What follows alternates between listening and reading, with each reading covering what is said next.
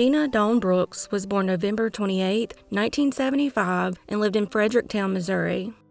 On August 5, 1989, at the age of 14, she came home at 10 p.m. after attending her brother's baseball game. A short time later, Gina said she was going for a bike ride, and it's believed she was riding her bike to meet her boyfriend as he lived close to her. However, Gina didn't return home and was reported missing a few hours later at 2 a.m. Following her disappearance, witnesses came forward to report that they saw Gina standing near her church and that an old beat-up station wagon pulled up and was speaking to her. They said she got back on her bike and turned south on South Mine Lamont Avenue. Sometime later, Gina's boyfriend and another 12-year-old that was in the neighborhood reported hearing Gina screaming in the distance.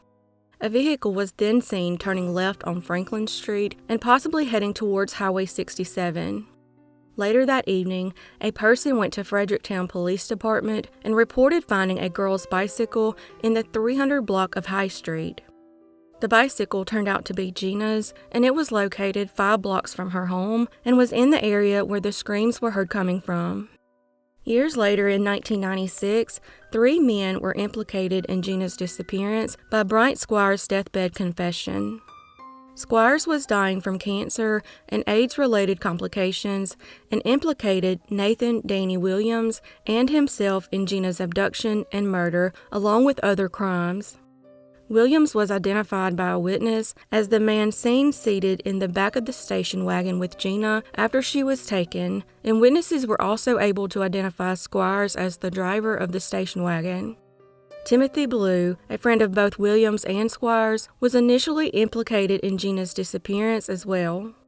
Blue told the FBI that Gina was buried in an abandoned meat freezer on his father's 96-acre property, but nothing was found, and he later admitted he lied to FBI agents about the location of Gina's remains.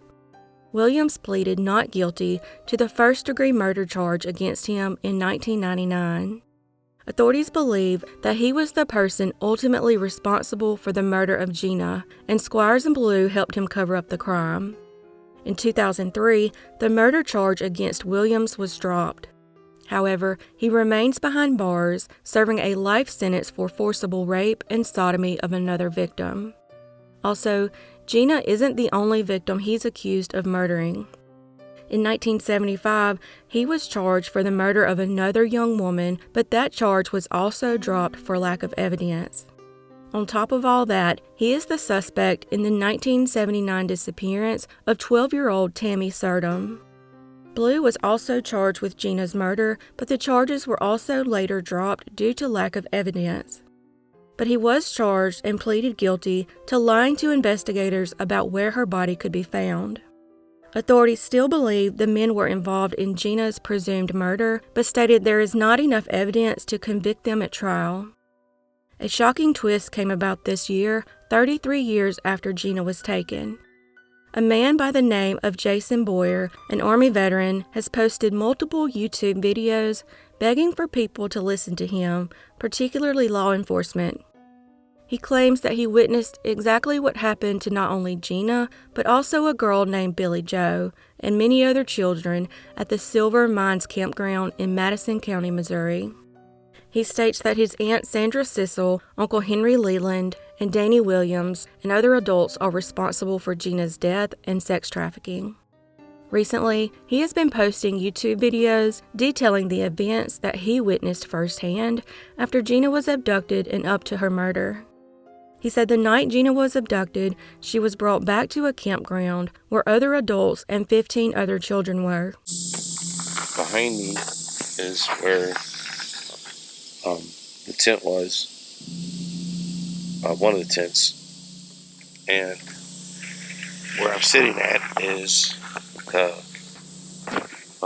picnic bench that is at campsite number 12. This picnic bench is where it was the first day in the morning after they abducted Gina. They had my uncle and the park ranger / police officer was sitting at the park bench with Gina, and they told me to come over and asked me to do things to her. I refused. The police officer got up and tossed me to the ground. I got back up, and they insisted I continue to do things to her. Gina reached out her hand and put her hand on my waist and just literally said, "Do what they say." And she said, "I trust you." And I remember kissing her, and my uncle threw me to the ground and said that he was going to make a woman out of her. And right behind me is where the tent was located, and tossed her into the tent and began to assault her. All the children were being sexually assaulted, and when a law enforcement officer, along with his aunt and uncle, tried to force him to do certain things to Gina, he refused. Ultimately, his arm was broken twice, as well as his hand, in the fight to defend the young girls. He said he knows the exact area where Gina is buried, which is in the offsets in Mine Lamont, Missouri in Madison County. This campground is located near Fredericktown, where Gina was taken from. He believes others are likely buried there as well. He said the abuse went on during the month of August for him and many other children while moving from campground to campground and once even a house. He states that multiple law enforcement officers covered it up, along with a doctor that came out to the woods to fix his broken arm and cast. In 2018, Henry Leland and Sandra Sissel were arrested and charged with sodomy and rape of underage female relatives, among other crimes dating back 20 years in their hometown of St. Genevieve County. Sissel was accused of helping and encouraging Leland in the horrific crimes. However, another man has posted a video stating that everything Jason Bohr has been saying about the case is all a lie. But out comes a story within this year about Gina Dawn Brooks, and it comes from a guy named Jason Boyer. He claims to be a victim of child sex trafficking at the hands of his uncle and his aunt, and that they were supposed to have victimized over 15 other kids, taking them from campground to campground here in Fredericktown, Missouri, for all through the month of August 5th of 1989. This is what he claims. And in the story, he even claims Gina Dawn Brooks is part of those kids that were kidnapped. He claims that the police covered this up, that a crooked doctor's involved, stuff like that. He even tells a story that they held him down there at Silver Mines for a while, and somehow they end up over at the offsets, where there's more officers who do nothing. Now, when he tells a story about Gina being kidnapped, he says she's grabbed from, guess where? A ballpark. Now, the story, and everybody who knows the story, even witnesses who know the story of Gina Dawn Brooks will tell you, she was not abducted at a ballpark. She was abducted at High Street in Franklin near a church. So he's got one story wrong. That story. And you know why? Because, see, how I looked at this was, I challenged him about this on Facebook. I asked him. I told him, I said, don't you think that before you break that story, you need to get more proof? I said, because everything I've read does not say that she was grabbed at a ballpark. It says she was grabbed at High Street in Franklin. And he told me to believe what I wanted. Soldier on, that's what he said. I'm just simply asking a simple thing that a lot of people will know. I'm asking the truth. So what I figure is that Mr. Jason Boyer, who made these stories of Gina Dawn 1, 2, and 3, is just doing stuff to get attention. He does not know the family. He did not know her. He may have been a victim of something, but Gina was not involved with it. What do you think? Let me know in the comments. Either way, Gina is one of 649 missing juveniles from the state of Missouri, and as of June 2022, she has never been found, and this case remains unsolved.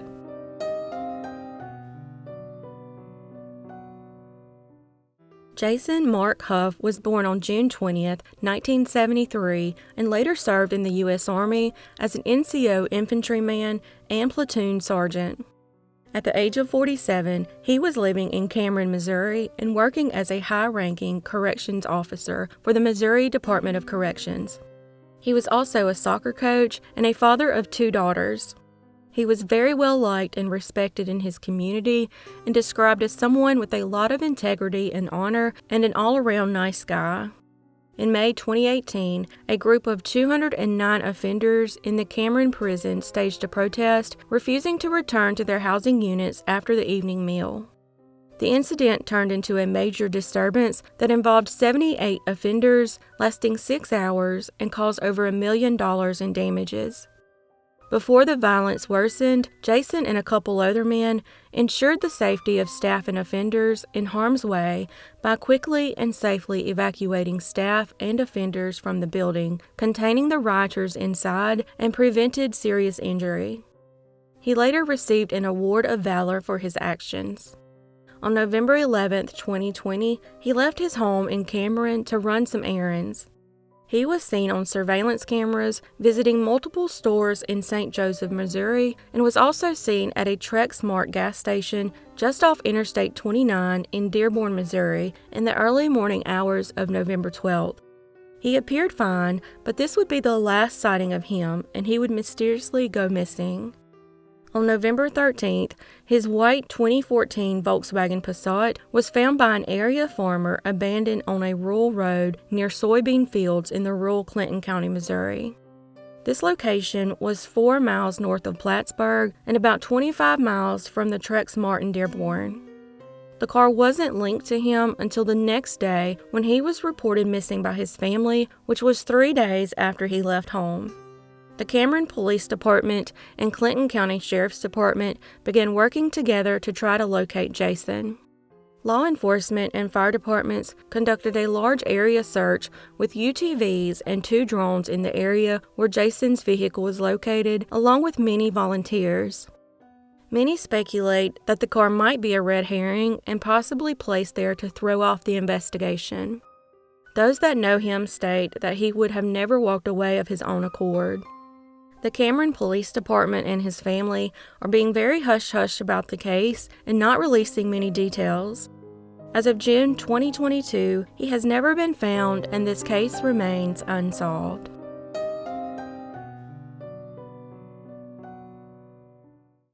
Teresa Sue Hilt was born on January 6, 1951, to Mildred and Stanley Hilt.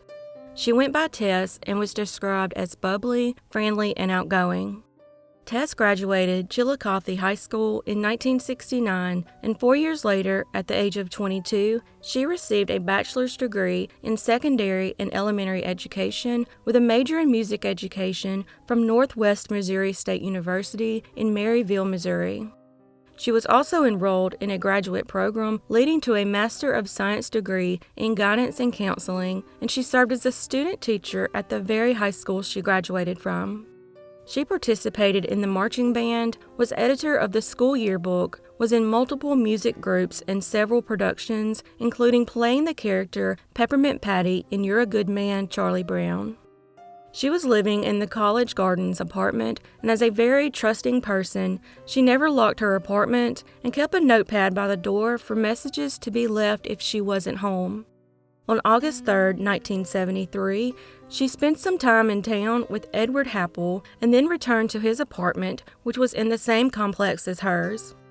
At 2 a.m., 2 of Edward's friends arrived, and Tess decided to leave and go to her apartment, and they made plans to meet the next day when he got off work from the supermarket he worked at. The next day, about 4 p.m., Edward tried calling Tess several times, but she never answered. After not being able to reach her, he stopped by her apartment and found that the door was slightly ajar and went inside. She was found murdered with gruesome stab wounds in places too gruesome for this video, and a paring knife was found in her right hand with no fingerprints. Her wrist had ligature marks, and her nude body appeared to be posed with a neatly folded sheet on top of her. Her murder has all the elements of the perpetrator being a sexual sadist. The killer not only wanted to take her life, but to cause as much pain and injury as possible. Strangely, no one in the apartment complex heard anything that night, despite having thin walls, which made it usually easy to hear things going on. There was also no signs of a struggle in the apartment, except for on the bed. During an autopsy, it didn't appear that she had been raped, but there was a possible bite mark on her breast. The autopsy report stated that she was actually still a virgin. Tess had multiple bruises, including a black eye and a broken neck, which was wrapped with nylon pantyhose. It was determined that she had been strangled after she was already deceased. All this is described as overkill by someone with a lot of rage. During the attack, she had also swallowed some of her own hair. However, one of the hairs found didn't belong to Tess, and it was determined that whosever hair it was had a condition called monilithrix, which is a rare disease that makes the scalp brittle and causes the hair to have a beaded appearance and easily fall out. Edward was eventually ruled out as being a suspect, but he was initially the main focus as he was believed to be the last person to see her alive and the one to find her body. But when a new police chief took over, he theorized that a female had actually killed Tess. One reason was the lack of obvious rape, and the cleaned-up crime scene left neatly to be found. Within 6 months, about 200 people had been interviewed, and 150 people provided their fingerprints. Some speculate that she may have encountered her killer during the 60-yard walk to her apartment in the middle of the night. Others speculated that her murder was possibly related to the topic of her thesis she was writing at the time, which consisted of alcohol and drug use on the Maryville campus.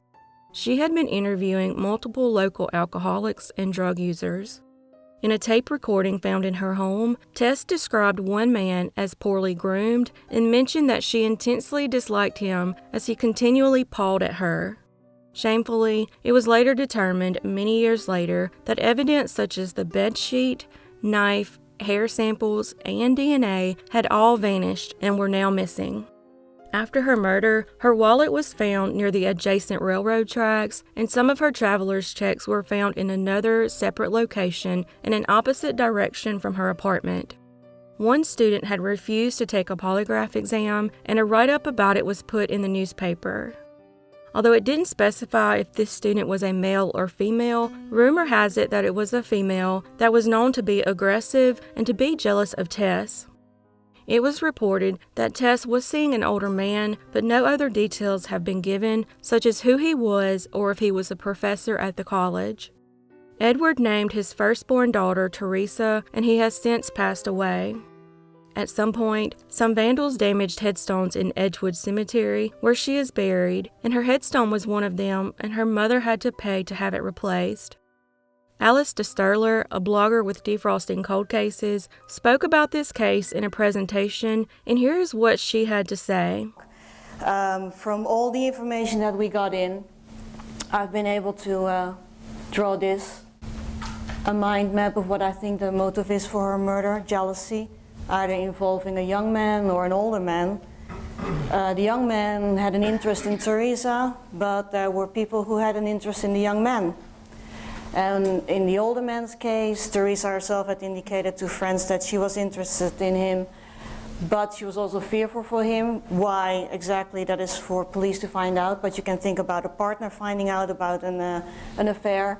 He may have had a temper, or he was in a position of power, as opposed to Teresa as a student, so maybe even somebody among the faculty members. It's been 53 years since Tess's flame was prematurely snuffed out.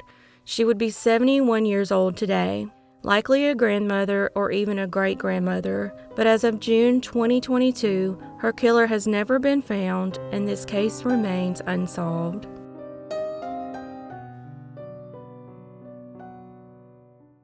Angela Marie Hammond was born February 9, 1971, to parents Marcia and Chris Hammond, and was known as Angie. She would go on to graduate from Clinton High School and was described as well-liked and popular. At the age of 20, Angie was 4 months pregnant, engaged to Rob Schaefer, and the couple lived together in a rental home. On April 4th, 1991, Rob had plans to go to his parents' house that night and babysit his younger brother. That evening, Rob and Angie attended a barbecue at Angie's mother's house. Afterward, she dropped him off at his parents' house at 10 p.m. before splitting ways with plans for her to meet back up with him later. Angie then hung out with her friend Kyla for the next hour.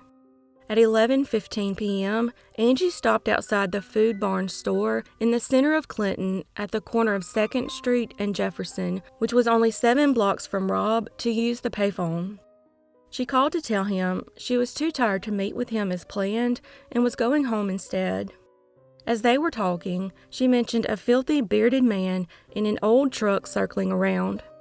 He then got out and briefly went inside the phone booth next to hers before returning to his truck. He then returned with a flashlight as if he was looking for something. This spooked Angie, and she relayed his description to Rob before asking the man if he needed to use the phone, and he replied no. Suddenly, Angie screamed and the line went dead. As Rob raced to her location, which was only a few minutes away, he passed the truck going the other way and could see and hear Angie screaming his name. He threw his car in reverse, wrecking his transmission. He was only able to follow the truck for a couple miles before his car came to a stop. He said the truck was a late 1960s or early 1970s model green Ford F-150 pickup with a decal of a fish jumping out of water or an outdoor scene completely covering the rear window, possibly a white top, and possible damage to its left front fender. Witnesses reported seeing a white man driving a similar truck near the telephone booth at the time Angie disappeared. Shortly after realizing that he would be unable to catch up to the truck, Rob flagged down a passing vehicle, and the driver took him directly to the police station, where he told Clinton police about what had happened and provided them with a description of the man and the truck. He had only been able to retain 2 numbers on the license plate. The unidentified man was wearing coveralls and a dark-colored baseball cap. He had eyeglasses, a beard, and a mustache. After Angie's abduction, Rob was considered a suspect for a period of time and was given a polygraph test and ultimately cleared of making up the whole thing to cover up his own crime. In addition, he tragically lost his baby and his fiancée in the same night to that ugly monster. In April 2021, the Clinton police announced they had a new theory. Around the time Angie was kidnapped, a court proceeding was taking place in the lakes of the Ozarks region, a couple hours south. A confidential informant had assisted in the disruption of an illegal narcotics operation and then testified in court. The informant then received a cryptic letter composed of cut and paste characters in the style of a ransom letter. The letter addresses the informant by the number that had been assigned to him to protect his identity before the court proceeding. It also mentions the informant's estranged wife by first name. The letter was postmarked April 4th, 1991, the exact date that Angie was abducted, but it would have had to have been mailed out earlier that day before the post office closed, meaning it was premeditated. The informant's daughter's name was none other than Angie. She, along with her mother, were both living in Clinton, Missouri at the time, but this Angie was safe and sound.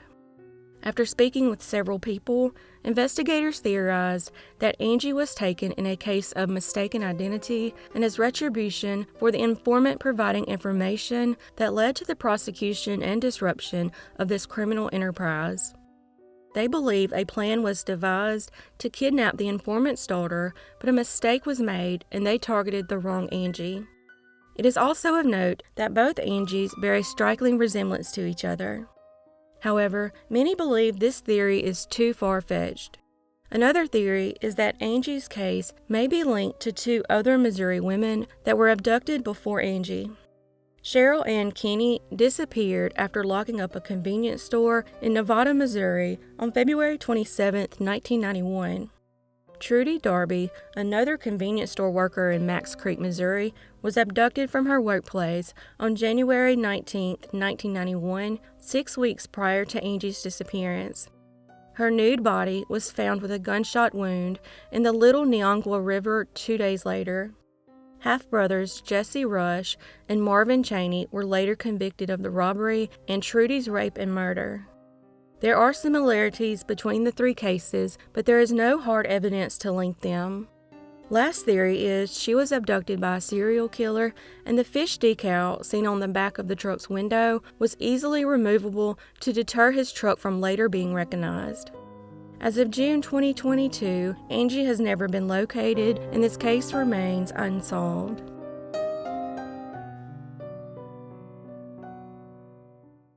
Patrick Norman Chapman was born February 24, 1986. He was described as very social, a jokester, and was always there for those that he cared about. He would marry and have a son, but although the marriage didn't last, the two remained friends. At the age of 34, he lived in O'Fallon, Missouri, and worked as a tow truck driver. On Mother's Day of 2020, he messaged all the women in his life to wish them Happy Mother's Day. Later that day, he stopped by his ex-wife's house and asked to use his son's laptop because he needed to look into his checking account as some money was missing. He said for some reason, he was unable to access the account from his phone. He then drove 3 hours to Mill Spring, Missouri, where he planned to stay with the family of a woman he knew named Ashley. Ashley had lost custody of her 5 children due to illegal drug use, and Patrick had plans to help her. Around this time, Patrick was known to couch surf or go camping and did not have a stable home of his own. The people he was staying with in Mill Spring claimed that Patrick was acting strange the night he arrived. He and his car then reportedly went missing in the middle of the night. On June 5th, his burgundy 1995 Ford Escort was found abandoned on a four-wheeler path in a heavily wooded area of the Mark Twain National Forest, less than 2 miles from where he was last seen. The area is so rural and heavily wooded with very rough terrain and no cell phone service, and the car was found in an area where vehicles definitely don't belong. His station wagon's bumper was severely damaged and all the tires were flat.